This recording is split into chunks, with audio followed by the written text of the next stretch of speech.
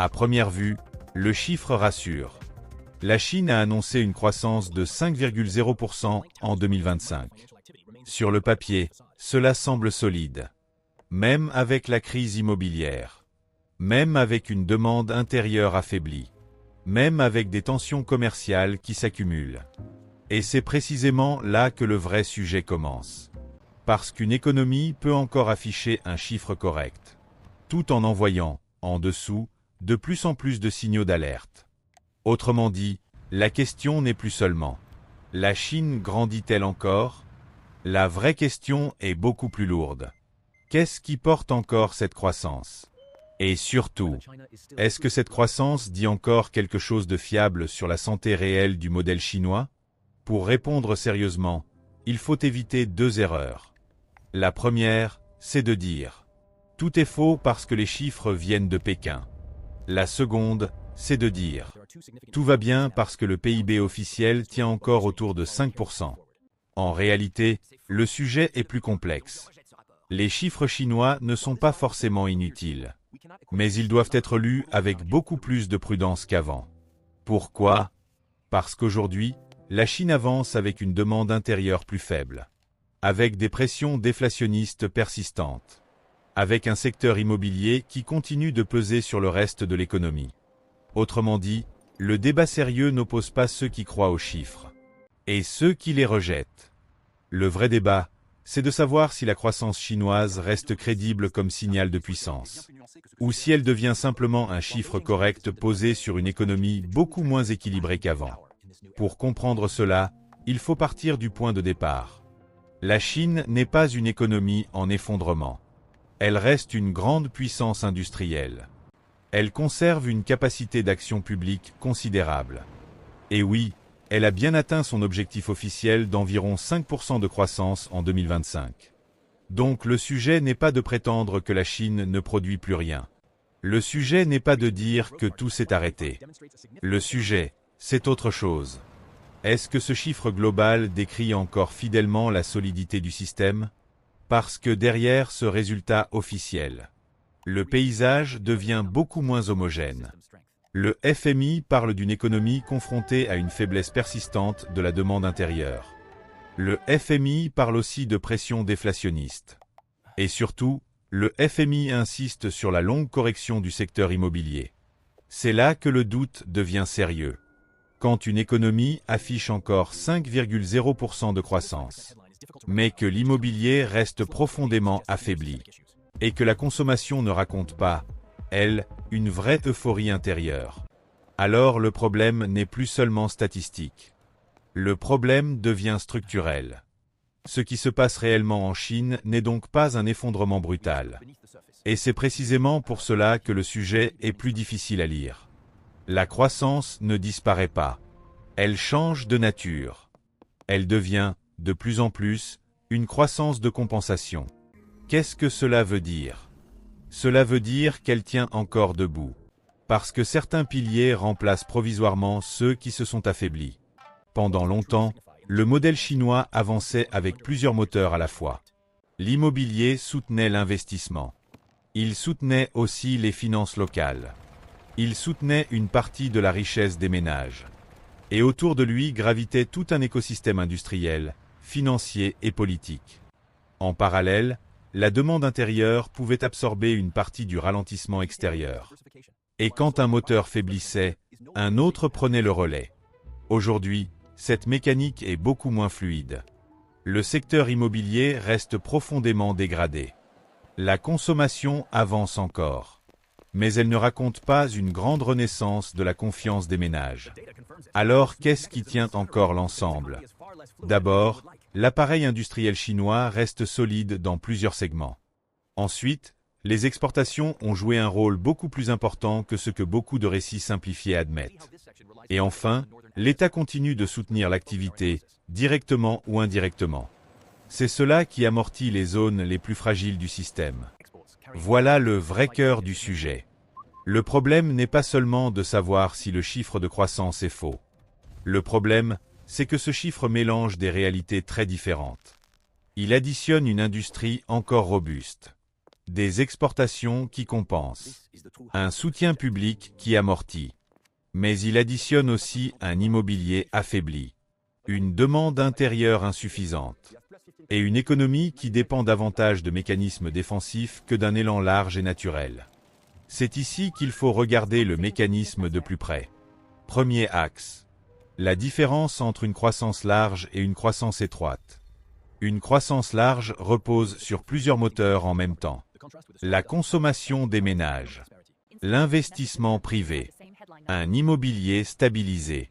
Une confiance des entreprises suffisamment forte. Un crédit utile. Un emploi relativement solide. Une croissance étroite, elle, peut encore produire un chiffre correct de PIB. Mais avec une base beaucoup plus déséquilibrée. Et c'est précisément ce que l'on voit en Chine aujourd'hui. Deuxième axe. La substitution des moteurs. Autrefois, l'immobilier jouait un rôle central. Il servait de réservoir de richesse, de moteur d'investissement, de source de revenus pour les gouvernements locaux et de point d'appui pour une grande partie de l'activité. Aujourd'hui, ce moteur n'est pas réparé. Et la Chine ne le remplace pas par un nouveau moteur équivalent. Elle compense surtout par l'industrie, par certains segments technologiques, par l'infrastructure et par les exportations. Autrement dit, elle s'appuie davantage sur des canaux plus concentrés, plus politiques et potentiellement plus vulnérables aux tensions extérieures. Troisième axe. La différence entre croissance comptable et croissance crédible. Une croissance comptable, cela signifie que l'activité totale augmente encore. Une croissance crédible, c'est autre chose. Cela suppose qu'on puisse croire à sa durabilité, sans soutien excessif, sans dépendance trop forte à un nombre limité de leviers, sans déséquilibre croissant avec le reste du monde. Et c'est justement là que les doutes montent.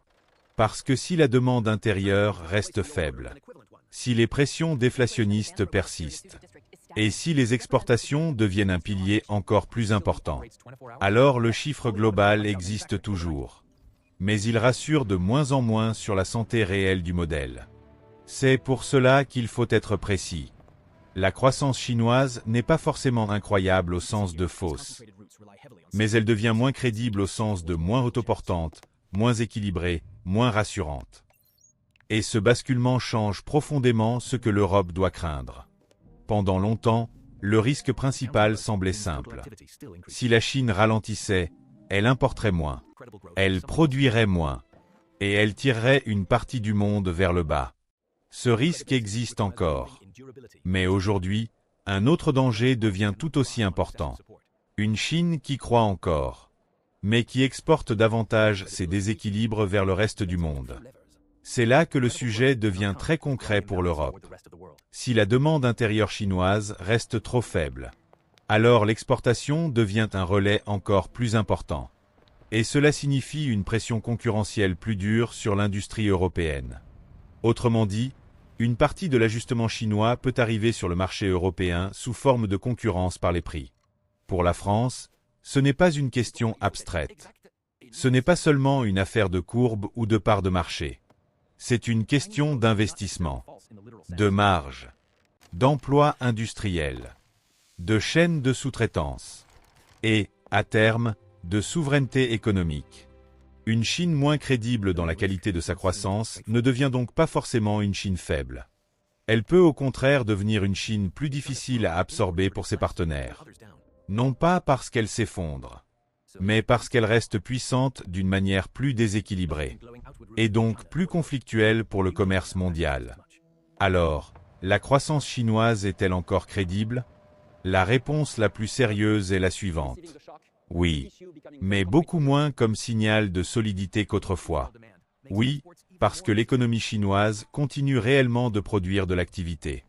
Oui, parce que le chiffre officiel de 5,0% ne peut pas être balayé d'un geste comme s'il ne signifiait rien. Mais beaucoup moins, parce que cette croissance repose désormais sur une base plus étroite, plus déséquilibrée, et plus dépendante de mécanismes de compensation que d'une confiance domestique large et auto-entretenue. Autrement dit, la vraie rupture n'est pas entre croissance réelle et croissance inventée. La vraie rupture est entre une croissance qui inspire encore de la confiance sur la trajectoire du modèle et une croissance qui ressemble de plus en plus à une performance défensive. Pour la suite, il faut regarder 3 scénarios. Le scénario central, c'est celui d'une Chine qui continue d'afficher une croissance correcte, mais avec une économie de plus en plus soutenue par l'industrie, l'exportation et l'action publique. Le scénario plus positif, ce serait un vrai rééquilibrage vers la consommation intérieure. Et le scénario plus dangereux, ce serait une Chine dont la faiblesse domestique dure trop longtemps. Dans ce cas, elle serait poussée encore davantage à exporter ses surcapacités, et donc à accroître les tensions commerciales avec l'Europe et le reste du monde. C'est là que le verdict devient géopolitique. Une Chine dont la croissance est moins crédible ne devient pas forcément une Chine faible. Elle peut devenir une Chine plus agressive dans le commerce, plus interventionniste dans l'industrie, et plus difficile à absorber pour ses partenaires. Au fond, la bonne question n'est peut-être plus: la Chine peut-elle encore afficher 5%?